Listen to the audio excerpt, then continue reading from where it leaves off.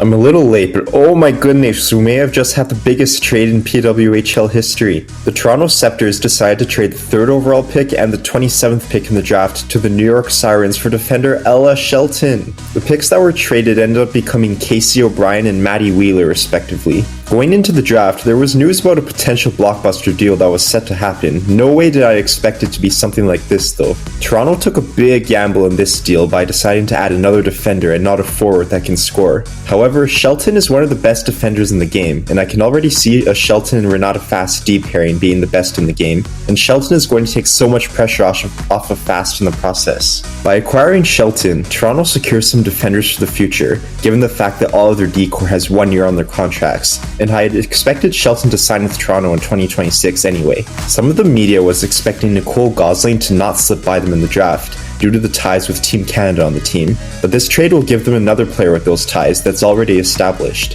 Plus, with them being uncertain about their goalie situation, stacking the D-core means they hope to take some pressure off of the goalie and play a strong shutdown game, as well as get some scoring from the back end by looking at the players they have. As for New York, they were able to get the 2 best forwards available in the draft, which is huge for them. GM Pascal Daou is probably on the hot seat next season after 2 seasons where the team finished last place. It's already been mentioned that this is a short-term league where you have to be thinking about ways to help the team right away, rather than thinking years in advance, and this move allows the team to at least acquire something for one of their best defenders, rather than her just walking for nothing next year. They already had quite a bit of D, and they really wanted to acquire scoring, and they did just that. Knowing they got the 2 best forwards in the draft, the team shouldn't have any more excuses about not being able to score, which is something they struggle to do. We just need to see how well the players are going to fit in with each other.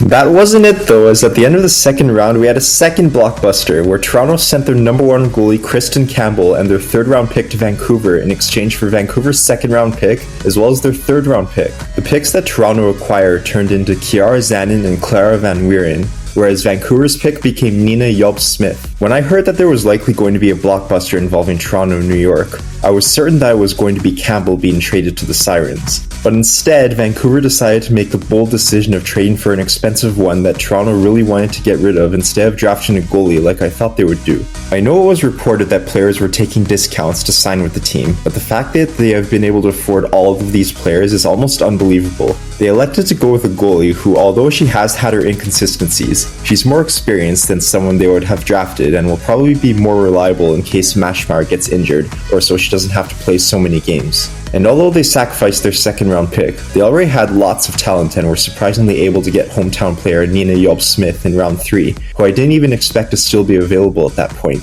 Toronto added a couple of forwards in the process, which they needed more of at this time.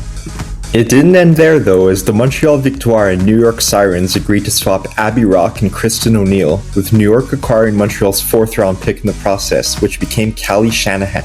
I saw some fans react negatively to this one, thinking that it could have been done straight up and that Montreal shouldn't have needed to trade a pick in the process. New York does look like they want to go with a more speedy lineup by acquiring ONeill. She didn't have that many points and had quite a bit of penalty minutes, which Montreal has shown they don't like players who are in the box regularly. ONeill may be a faster player and known for being good on the penalty kill, but Roque is probably more reliable to get on the score sheet, plus she's better on the face-off dot, which goes a long way into winning.